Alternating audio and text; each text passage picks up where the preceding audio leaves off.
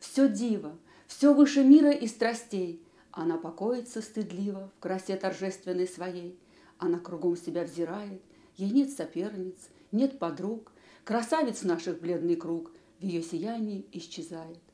Куда бы ты ни поспешал, хоть на любовное свидание, какое б в сердце не питал ты сокровенное желание, но, встретясь с ней, смущенный ты, вдруг остановишься невольно, благоговея богомольно перед святыней красоты.